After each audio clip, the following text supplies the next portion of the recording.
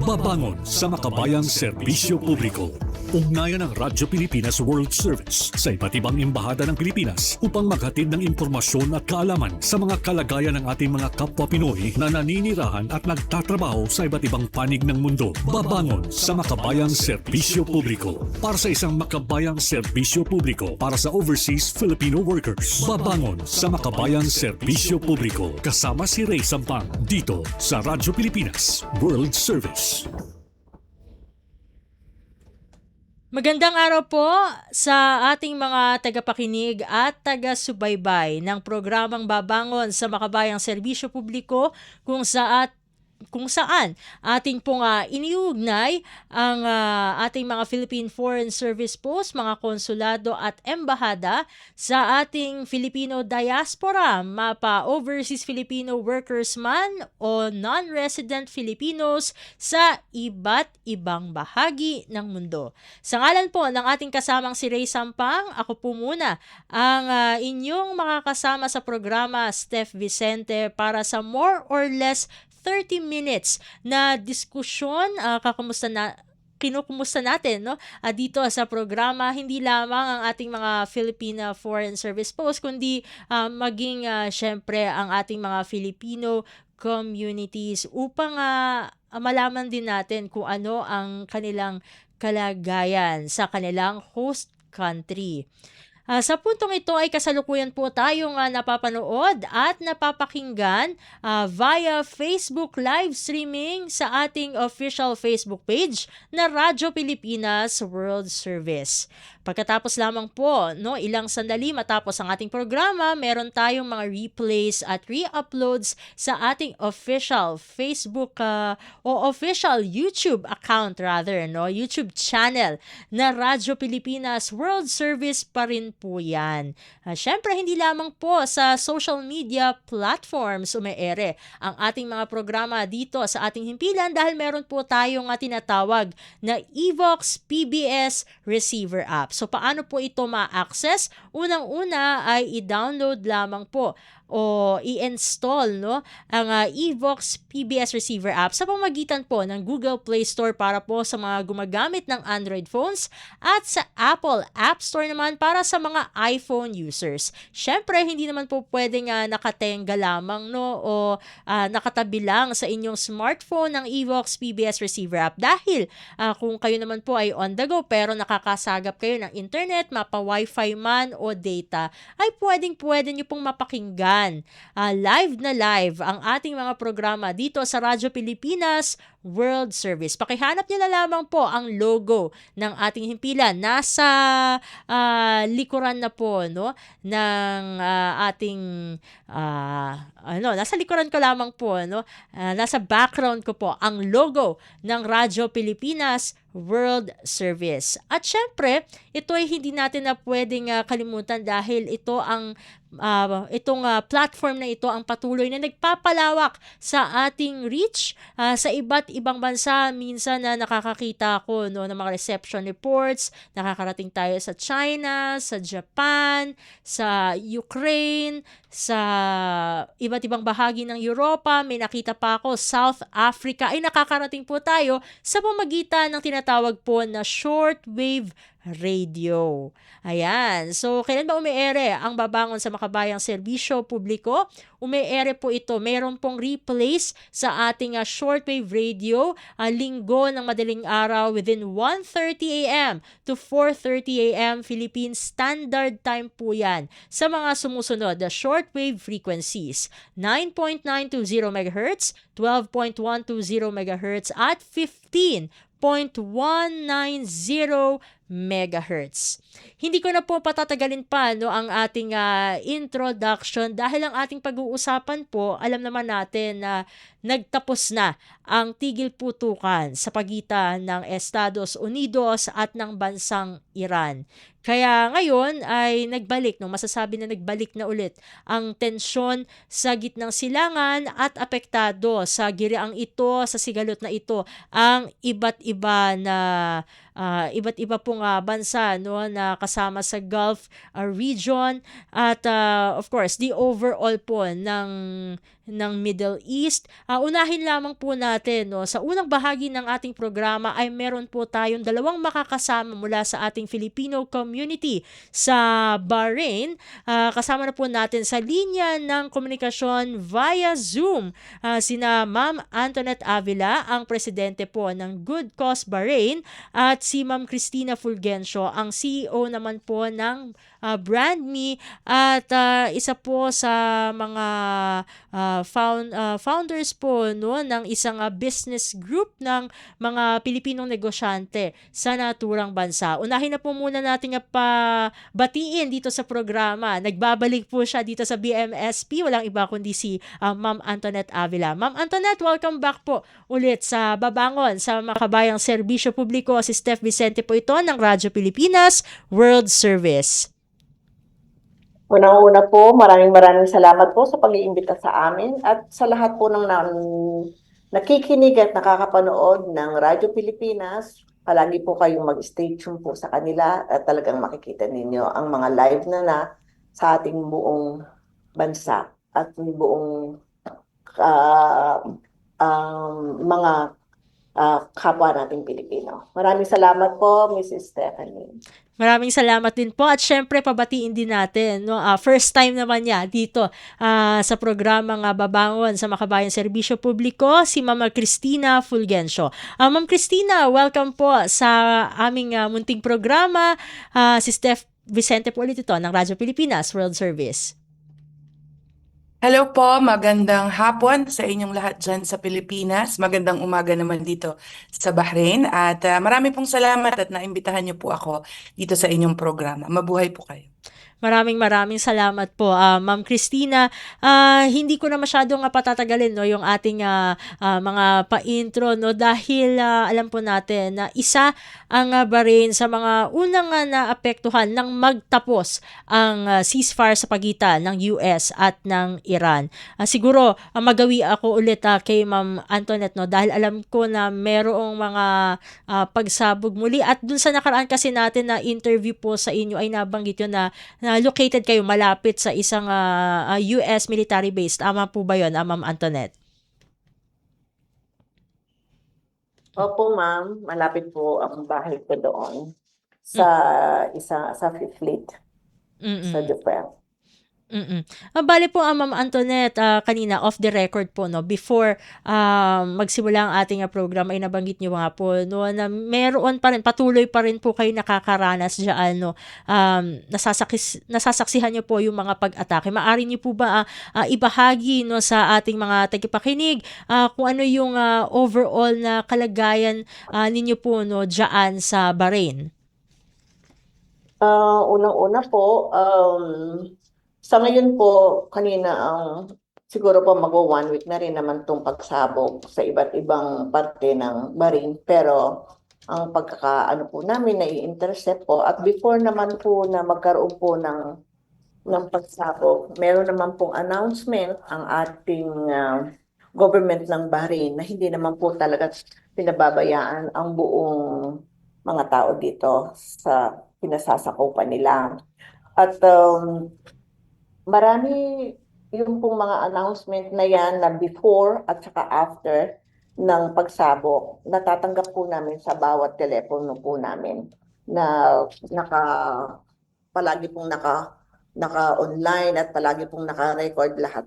Iyan po. Ngayon, lalong-lalo na rin po ang ating embahada, hindi rin naman po nagpapasawalang bahala talaga sila na every time po meeting po dito kung ano pong nangyayari sa labas at loob ng ganap na nangyayari dito sa Bahrain kahit na po sa ibang bansa. Tapos po ang ating embahada talaga po ay talagang tutok din po sa mga kapwa nating Pilipino.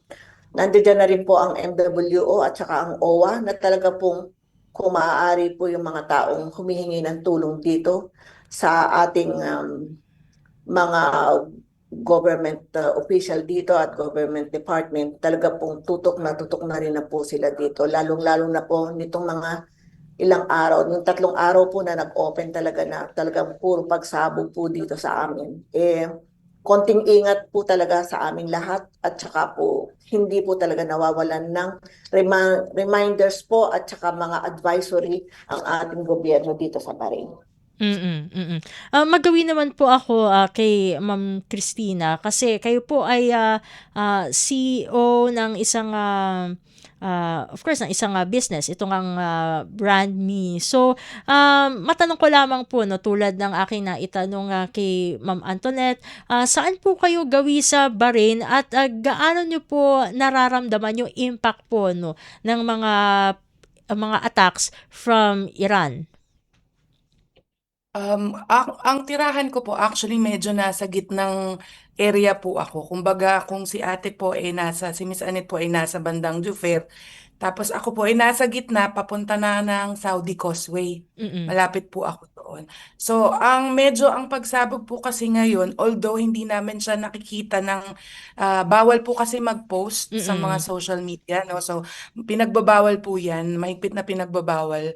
So, kami po dumidepende na lang dun sa tunog na naririnig namin o sa mga community group chats kung saan mas malakas yung pagsabog na area.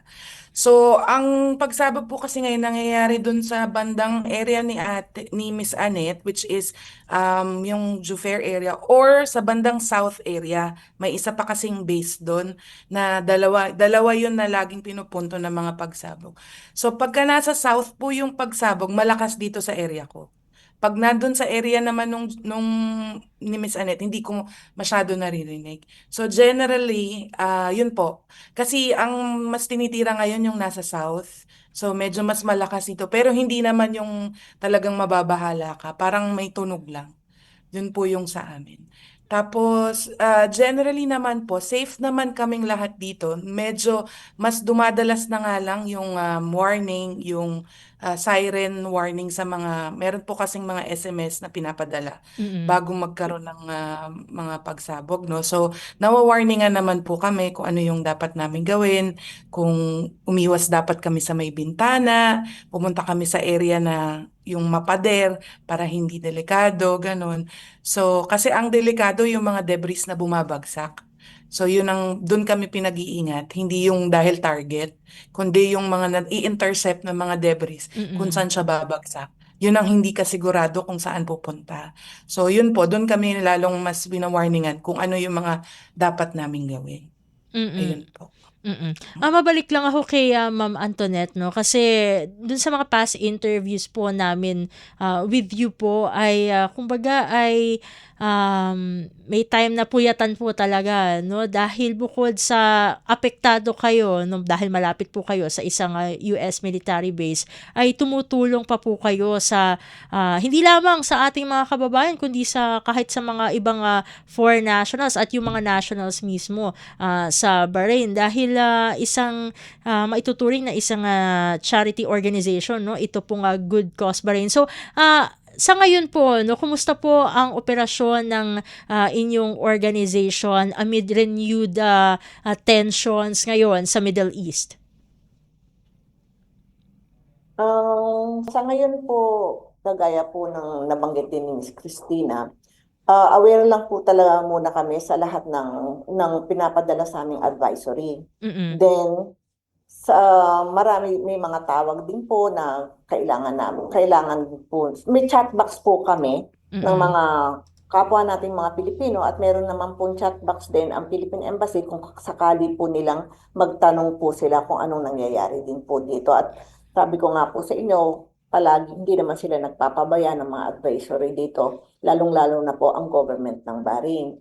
Kami naman po ay talagang kung nasan po yung ibang alam namin na kaso na nandiyan po yung may mga bombing or something, kailangan naman po talaga namin magtago o talagang umiwas po or i-safe side po yung sa aming sarili. Sa pananaw ko naman po, as na mga isa din po sa community, ang palagi lang naman po namin kasing inaano, yung pagiging, yung communication namin bawat isa Mm. sa kung paano din kami makakatulong sa ibang mga tao at sa ibang mga ano. Sa ngayon naman po, siguro po ang inaasahan namin lang is yung talagang advisory ng ating government dito at saka yung sa ating sa Philippine Embassy. Mm. Lahat po na yun. Mm. Pero may mga katulad po ba nung dati, meron pa rin po ba na kumbaga parang nag-iikot pa rin po kayo para magbigay ng assistance do sa mga nangangailangan, lalo na yung mga medyo natatakot at gustong pumunta sa mga shelters? Sa ngayon po, ma'am, wala na po tayong shelters dito na ibigay ng ang government ng Bahrain. Mm. Pero po, dito po sa ating embahada, yung mga katuwang na ah, mga departments, tumutulong din po at yung kung gustong umuwi, at saka yung iba po, siyempre po, unahin din po natin yung mga bata at saka yung may mga sakit. Pero hindi rin po naman nawawala yung pagpapauwi natin sa kanila. Kasi yung iba po kasing lugar, siguro po talaga pong natatakot yung mga kababayan natin. Doon po, Mm. wala po tayong magagawa kung hindi pupunta po sila sa embassy.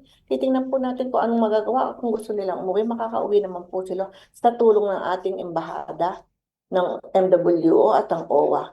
Wala Mm. po tayong inaano na ibang mga na hindi po pwede. Basta po kailangan natin mapauwi po ang ating mga kababayan. Lalo na po ngayon, medyo nadadalas nga po ang pag-atake sa amin. Pero as of now, medyo kalmante ng konti. Mm. Hindi kamukha po nung una. Talaga po nung una, first time po namin noon dito na inaatake. Pero ngayon po, dumadalas naman po. Pero pinakakalma naman po ng ating mga kababayan din, ng ating embahada at lalo na po ang government ng Bahrain. Mm, mm. Sa ngayon po ay kumusta po yung airspace po ng Bahrain? Wala naman po nga pagsasara ng paliparan sa ngayon? Ah, Wala po. Mm. Actually, may pabalik pa rin po. Kanina Mm. po madaling araw, I think delay lang po. Medyo delay. Kasi sa taas po yung 3 o'clock po kasi kanina meron. Mm. Napakadami. Tapos, 5 o'clock. Puro delay lang po ang hindi po kami nagsasara, alam ko. Kasi umalis po yung isang friend ko kaninang mga bandang 3 o'clock. Pero delay daw po siya. I think going back home. Mm. Yun po. Mm. Mabalik lamang po ako kay Ma'am Christina kasi tulad ng ating nabanggit kanina, no, siya po ay isa sa mga founders and officers po nitong Filipino Business Council of Bahrain at CEO po nitong BrandMe. So, Miss Christina, paano po naapektuhan nitong renewed tensions po, no, kung saan ay kumbaga inaatake na nga po, no, isa sa mga inaatake itong Bahrain, yung ating mga Filipino entrepreneurs na diyan po nakabase sa naturang bansa tulad po ninyo. At ano po yung tulong na ibinibigay ng inyong samahan dun po sa mga naapektuhan na yun? Yes po. So, ang Filipino Business Council po ay composed ng mga Filipino business owners, entrepreneurs dito sa Bahrain. So, generally, ang business po ng mga members ay mga Filipino restaurants, salon, or di kaya yung mga professional services. Like, katulad ko po, event services. Or may mga architects din tayo, interior designers. Ganyan. So, pagdating po sa kabuhayan, karamihan naman po ng mga Pilipino, tuloy pa rin ang trabaho dito. So, yung mga negosyo at sectors na medyo naapektuhan po dahil sa yun nga, sa uncertainty, travel concerns, pero overall po, tuloy pa rin naman ang paghahanap buhay. Tapos sa business side po, may mga konting pag-iingat. Katulad ko po, sa events and marketing ako. So, apektado Mm. po yung aming mga events. Although, nung medyo tumahimik nga po, di ba po, nung unang round, tapos tumahimik siya, nakapag-celebrate naman po kami ng Philippine Independence Day. Mm. Kami nga lang po ang community na nagkaroon ng event dahil medyo alanganin pa yung ibang mga community. So, I think nagpapatunay lang po yun na generally safe naman kaming lahat dito at nakakapag-celebrate pa.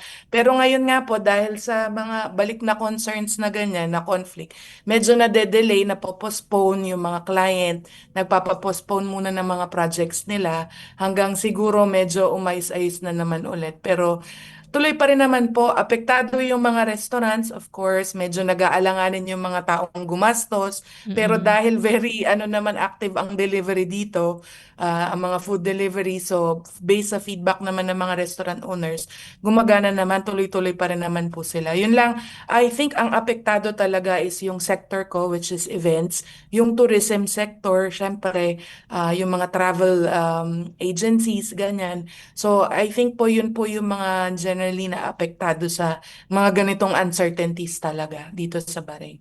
Tapos, in terms naman po sa support, yun nga po, through the community chat groups that we have, nakakapag-usap-usap naman po kami kung ano po yung mga pwede naming safety measures na gawin, encouragement po sa mga challenges dahil kami po yung entrepreneurs na nagkakaintindihan kung ano yung mga challenges sa isa't isa. Tapos ang maganda po nito, ang government ng Bahrain, meron silang mga programa para suportahan din yung mga business owners. Mm. Hindi lang po yung mga Bahraini. So ako po personally, uma-attend ako ng mga trainings nila, ng mga katulad po ng mga funding provisions nila. So inaalam ko rin po yun. Tapos yun po, pinapaalam din po namin sa mga members na may mga opportunities na ganun para rin po sa mga Filipino business owners. Mm, mm. Of course, aside po, no, sa ating embassy, dahil syempre ang embassy meron talaga silang contingency measures o emergency plans, no, for the Filipino community. Pero as Filipino community leader, siguro mabalik po muna ako kay Ma'am Antoinette before kay Ma'am Christina, ay ano po yung mga sarili nyo naman po na contingency measures aside from having group chats po, no, kung saan kasama yung embassies. Ma'am, ang palagi lang pong sinasabi sa amin is kami po, lalo na sa mga community, yung meron nga po kaming chat box na kailangan nga po na maging safe at saka po may mga backpack na po kami na yung na dapat naka-ready na po kami kung anong mangyayari. Yun po ay palaging sinasabi at paalala sa aming lahat ng mga at pinapaalala rin po namin na kaming mga community leaders, pinapaalala din po namin sa lahat ng mga members namin na kailangan pong palagi silang handa. Yung pong mga backpack nila, pagkain na kahit konting biskuit, nandiyan po. Yung po kailangan bit po namin kahit saan kami magpunta. Lalong-lalo na po ang aming mga passport. At, Ma'am, mm. sorry ma'am. Yes ma'am. Sige po. Go ahead lang po.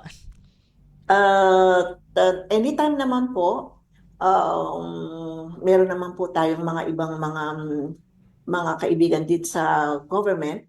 Sila din po nasasabi sa amin kung ready na po at talagang kailangan na po na namin pumunta sa mga shelters. Yun po ay binibigay din po sa aming mga community leaders. Lalo na po, kunyari po sa embassy, dadaan muna pong embassy, kung ano man po. Then, leaders po sa aming chat box na gano'n na po ang gagawin namin. At kami na rin po ang nagbibigay ng mga kaukulang balita sa aming mga members. Ma'am Christina? Yes po. Sige po, go ahead po. Sige po. Sige po, ma'am. Apo.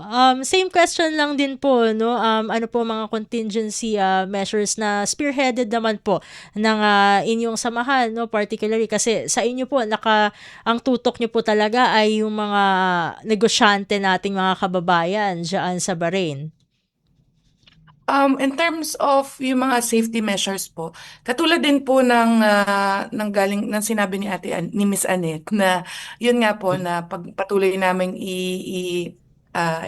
i-verify. Number one, actually, yung verified na mga information, yun dapat ang sundin kasi marami talagang nagkalat na mga, lalo na ngayon na mga false information sa social media. So, syempre, makakapag-cause ng panic.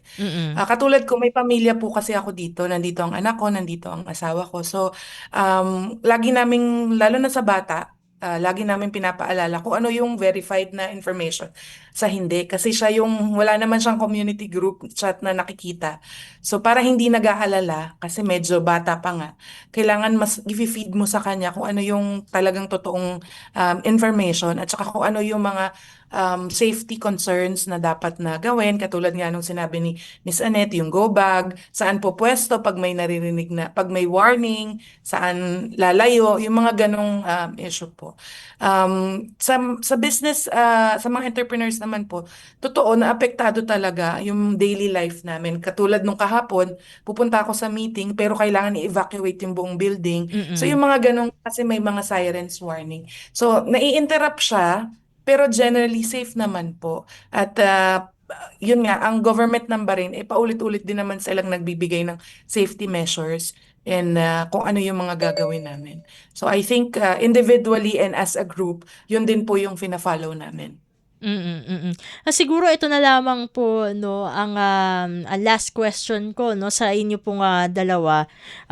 Kasi siyempre meron kayong mga kamag-anakan po 'no, dito, sa Pilipinas na maaaring, nag-aalala dahil, nakita nila yung ulat na eto balik na naman ng tensyon sa gitnang silangan. Ano po ang, inyong mensahe 'no, sa pamilya po ng ating mga OFWs nandito sa Pilipinas na nag-aalala sa kalagayan ng kanilang mga kamag-anak na kasama niyo po sa Filipino community dyan sa Bahrain. Unahin ko lamang po si Ma'am Antoinette. Ang sa akin naman po, para sa akin, sa pamilya ko, wala po, sa ngayon po, siyempre pag-iingat po, basta wag lang silang mag-aalala sa amin o sa akin. May mga kapatid din po ako at may pamangkin dito. Basta as long as safe po kami pangsamantala ngayon at kung ano man po ang mangyayari is talagang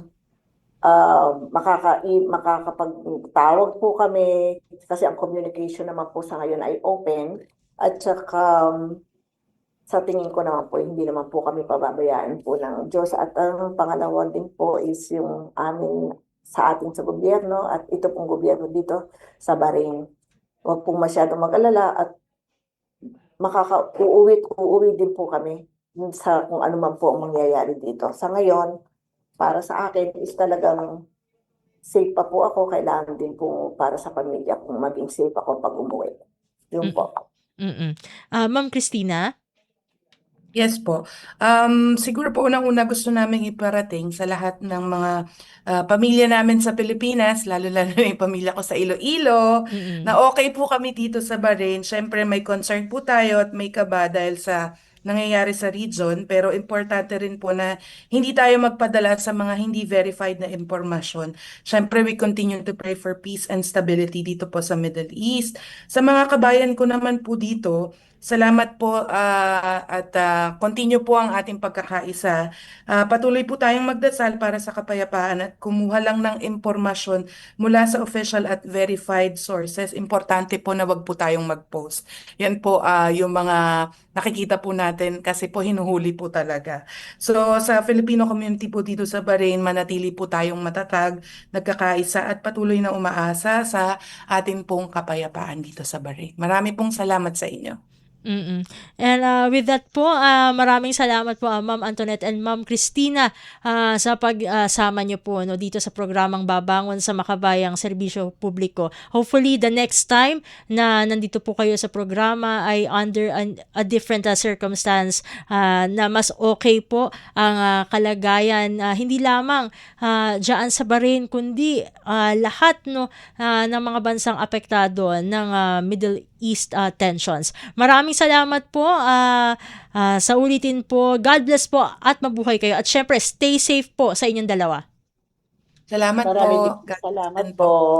God bless. Okay po. Maraming salamat po. At ating kasama dito sa edisyong ito ng Babangon sa Makabayang Serbisyo Publiko, sina Ma'am Antoinette Avila, ang presidente ng Good Cause Bahrain, at si Ma'am Cristina Fulgencio, ang CEO naman ng Brand Me. Patungkol po sa kalagayan ng ating Filipino community dyan sa Bahrain amid the renewed tensions po sa pagitan ng Estados Unidos at ng Iran. Sa pagbabalik ng programa natin sa araw na ito, ay makakasama naman natin ng isang Filipino community leader mula sa bansang Jordan. Narito muna ang ilang paalala mula sa ating himpilan.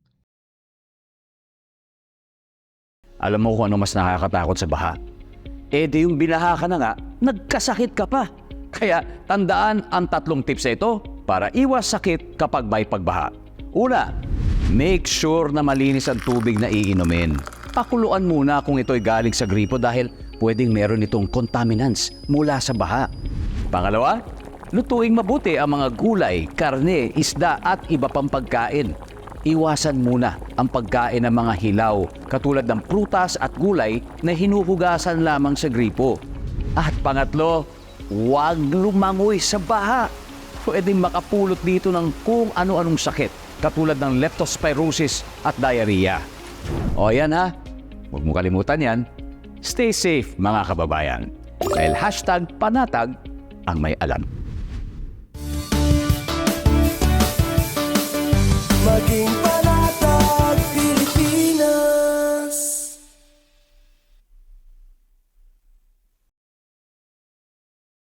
Mabilis ang trivia, dagdag talino. Heto na ang Dagling Kaalaman. Alam nyo ba, kahit napakalakas ng isang bagyo, may partitong tahimik at kalmado. Ito ang tinatawag na mata ng bagyo.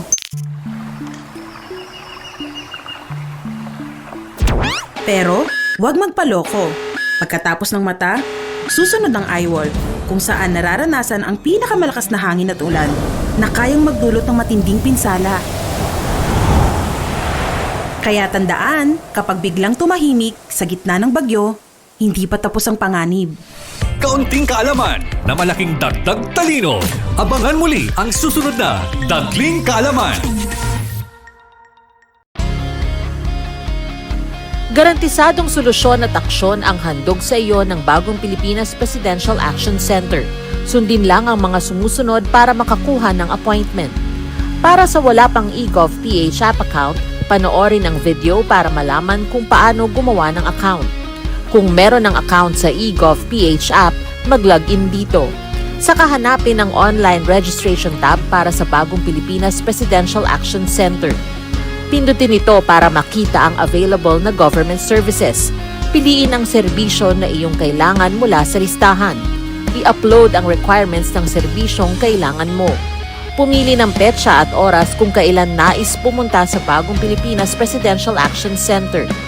I-submit na ang iyong application at bigyan ng pagkakataon na ma-review ang iyong isinumiting requirements. Hintayin ang QR code para sa kumpirmasyon ng iyong schedule. Makakatanggap ka ng text message para malaman kung naaprubahan ito. Sakaling hindi ito maaprubahan, makakatanggap ka rin ng text message para ipaalam ang kulang na requirements sa kasubukang mag-register ulit. Kung nakatanggap na ng kumpirmasyon, maaari nang pumunta sa Bagong Pilipinas Presidential Action Center sa napiling schedule, dala ang QR code at ang mga isinumiteng requirements. Huwag kalimutang dumating sa itinakdang araw at oras ng iyong appointment. Pinapaalala rin na siguruhing may kumpirmadong schedule bago pumunta sa Bagong Pilipinas Presidential Action Center para maiwasang magpabalik-balik. Simple at user-friendly ang pagpapa-appointment dito. Kaya wag nang mangamba dahil sa Bagong Pilipinas Presidential Action Center, tulong ay abot kamay na. Babangon sa makabayang serbisyo publiko. Kasama si Ray Sampang dito sa Radyo Pilipinas World Service. At tayo nagbabalik na sa ating programang Babangon sa Makabayang Serbisyo Publiko sa ngalan po ng ating kasamang si Ray Sampang. Ako po ang inyong lingkod, Steph Vicente. At habang hinihintay natin ang ating panauhin mula sa Jordan, ay kukumustahin lang po natin ang ating mga kababayan na nasa Middle East na apektado po ng ating, kumbaga yung matatawag pa rin po na tensyon sa pagitan po ng US, ng United States at ng bansang Iran. Kung meron pong mga sumusubaybay sa atin ngayon ay pa-comment po ng inyong pa-comment po ng inyong kalagayan para mabasa po natin ang inyong mga experiences regarding doon sa inyo pong kumbaga yung kasalukuyan pong estado ng inyong host country, katulad na lamang po kanina sa Bahrain, nagbahagi po si Ma'am Antoinette at si Ma'am Christina ng kanilang mga karanasan at ng mga kanilang mga tulong, no, doon sa mga communities na kanila pong pinamumunuan. Kasi for example po, kay Ma'am Antoinette, siya po ay presidente ng Good Cause Bahrain, ay talaga po sila po ay charity organization na tumutulong, no, hindi exclusively sa mga Pilipino, kundi maging sa mga ibang nationals po doon sa Bahrain. Kasi alam naman natin pag sa Middle East ay multicultural po 'yan. Hindi po lamang iisang lahi ang nandyan, no? Kundi marami pong mga lahi 'yan, yung mga lalo na yung mga nasa Gulf countries. And of course, kay Ma'am Christina kanina nabanggit niya na naapektuhan yung iba't ibang mga sektor, partikular yung sektor na kanyang kinabibilangan, yung events, isa yan, yung tourism, isa rin yan. Pero kahit ganun, ang kanilang karanasan ay meron tayong nakuhang update, no, na tuloy-tuloy pa rin ang pagpapauwi, repatriation po ng ating pamahalaan dun sa mga OFWs na maaaring gusto nang makauwi dito sa Pilipinas upang matiyak din yung kanilang kaligtasan. Kasi simula nung nangyari, no, nag-umpisa yung Middle East tensions noong later part ng February, no, I guess kung hindi po ako nagkakamali, last day, no, last day ng February nagsimula yan, nagtuloy-tuloy sa Marso, and then hanggang sa nagkaroon ng tigil putukan, and then nag-end na siya ngayong buwan ng Hulyo. Kaya naman nag-resume din yung mga pag-atake, yung palitan ng atake between the United States at ng Iran, and of course marami pa rin pong debate pagdating sa Strait of Hormuz, no, kasi yan ang daanan ng supply ng langis. Kaya naman sigurado, no, dahil nagkakagirian na naman regarding that, ay magiging apektado na naman ang presyo ng produktong petrolyo dito sa ating bansa. Yan ang aantabayanan natin kung ano yung magiging impact ng renewed tensions sa pagitan ng Estados Unidos at ng Iran when it comes to that, no. Syempre apektado din, no, yung ating transport sector, no, at dahil napag-uusapan din yung logistics, yung pagkain baka tumaas, no, at yung inflation natin siguradong may tama din diyan. At mukhang nandiyan na po ang ating resource person from Jordan. Kasama na po natin sa linya ng komunikasyon ang founder ng Federation of Filipino Associations in Amman. Walang iba kundi si Ma'am Luciana Ovejas. Ma'am Luciana, welcome po sa Babangon sa Makabayang Serbisyo Publiko. Si Steph Vicente po ito ng Radyo Pilipinas World Service. Hi ma'am, good afternoon. Good afternoon po. This is Luciana Ovejas po from Amman, Jordan.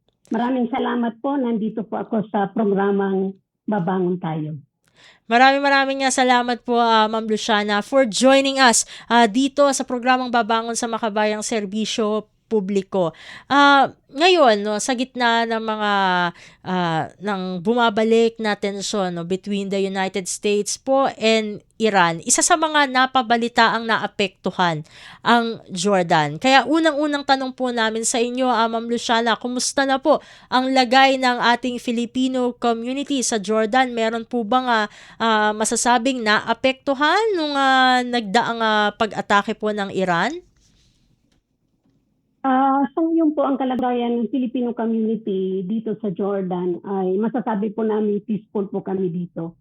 Sa kabila po na sa mga nangyayari sa aming neighboring countries katulad ng Bahrain, Qatar, nananatili pong mapayapa po ang Amman Jordan sa kabila ng lahat na nangyayari. Even though that was maybe a week ago, nagkaroon ng siren, pero wala din naman nang nangyari, at saka na po ng intercept ng how we call it, military bases ng Amman Jordan. So peaceful po ang kalagayan ng Filipino community dito sa Amman. Buong country yan, hindi lang yung Filipino in general. That's good to hear po, no, na safe at na-intercept agad, no, yung mga paparating na attacks, no, from Iran. Pero kahit po na nagkaganon po, no, Ma'am Luciana, ay just for precaution, no, for precautionary measures na rin po, no, ay meron po bang mga advice na ibinibigay po, no, na ang ating embassy diyan, at paano po kayo nakikipag-coordinate sa kanila bilang kayo po ay isang Filipino community leader?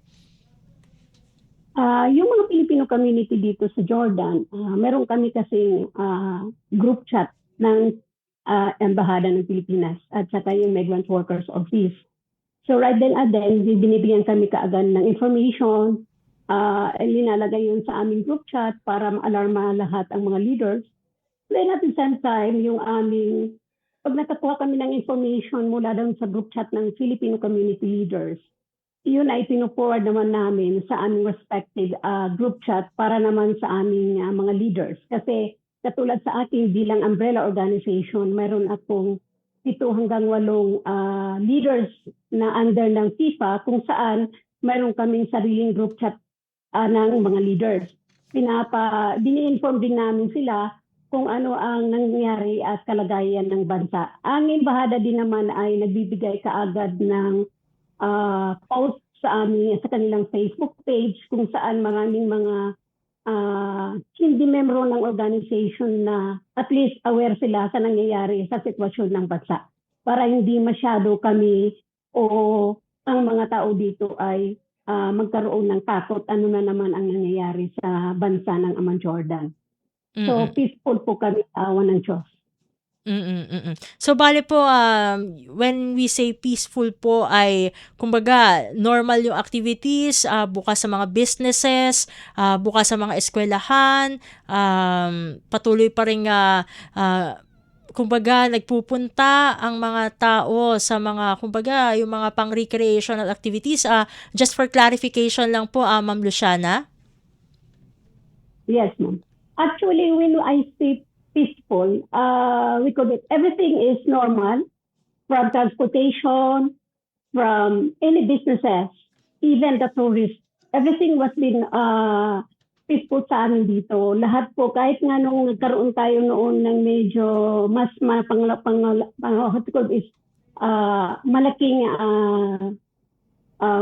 war nila noon, ang Amman Jordan ay peaceful siya. Nung time lang yun, medyo meron kaming konting problema na hindi kami pwede magkaroon ng gathering.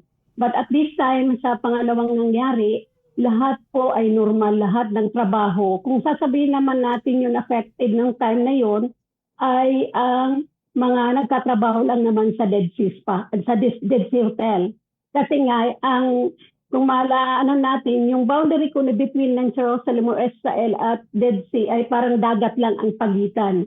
So more or less, kulang ang mga turistang pumupunta doon sa mga hotel. But pagdating dito sa city mismo ng Amman Jordan, lahat po ay peaceful siya, lahat operational, lahat ng trabaho, anuman sektor yun. At wala po tayong mga workers, so OFW na naapektuhan sa kanilang mga trabaho. Even if some of them was working ng mga sa bahay, katulad ng nagtatrabaho sa bahay na ang mga nila ay mga diplomat, although they leave the country for 2 months, sila po ay nakatanggap ng kanilang salary. Despite ang kanilang employee, wala po dito. But ngayon, lately ko, sa lahat kasi nagbalikan na kasi lahat po ay hindi naman po naapektuhan. Even nagkaroon ng malaking war before. And ngayon nga naman is ganun pa rin po ang pangyayari. Linawin ko lang po, Ma'am Luciana, no? Bale po, dun sa pagiging normal po, no, ng sitwasyon sa Jordan. Sa ngayon, bukas pa po, no?